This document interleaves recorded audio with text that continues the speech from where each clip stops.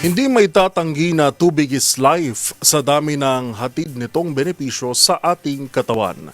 Ayon nga sa mga eksperto, kaya nating mabuhay ng ilang linggo nang walang pagkain basta't mayroon tayong iniinom na tubig. Sa katunayan, lumalabas sa isang pag-aaral na ang kakulangan ng water intake ay nakaaapekto pala sa pagtaas ng cortisol o stress ng isang tao. Ang paliwanag dyan, panoorin sa Expert's Opinion Report ni Rovic Manuel. Karaniwan ang pinag-uusapan ng marami, lalo na ng mga eksperto, ang mga benepisyo ng pag-inom ng sapat na tubig sa isang araw. Kabilang na nga rito ay ang pagpapaganda ng ating cognitive function, nakatutulong sa pagkakaroon ng sapat na lakas, good digestion, healthy skin at weight management. Ngunit sa kabila nito ay marami ring pwedeng epekto ang hindi pag-inom ng sapat na tubig ng tao sa isang araw. Bukod kasi sa dehydration na una nating maaaring maranasan, ay maaari rin pala itong mauwi sa pagtaas ng ating cortisol o ang stress hormones ng ating katawan.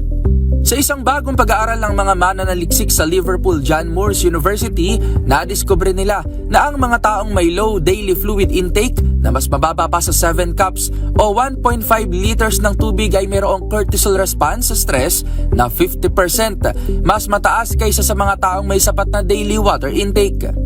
Ang naturang pag-aaral ay pinublish sa Journal of Applied Physiology kung saan nagkaroon sila ng comparative test sa dalawang grupo na may tig-16 na individual. Ang isang grupo ay umiinom ng less than 1.5 liters ng tubig kada araw, habang ang isa naman ay umiinom ng 2.5 liters kada araw para sa mga lalaki at 2 liters naman para sa mga babae. Monitored ang kanilang hydration levels bago isinalang sa isang stress test na mayroong surprise job interview at mental arithmetic challenge sa harap ng panels.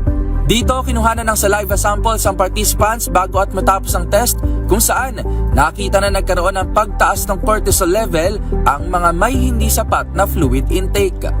Base rin sa resulta, pareho namang grupo ang may parehas na level of anxiety at pagtaas ng heart rate sa gitna ng test.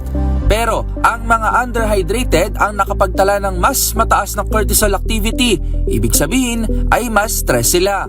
Kaya naman patuloy ang paalala ng mga eksperto sa pag-inom ng sapat na tubig araw-araw, 8 baso o katumbas ng 2 to 2.5 na liters ng tubig kada araw dahil ang labis na stress din ay maaring mauwi sa pagkakaroon ng heart disease, diabetes at depression.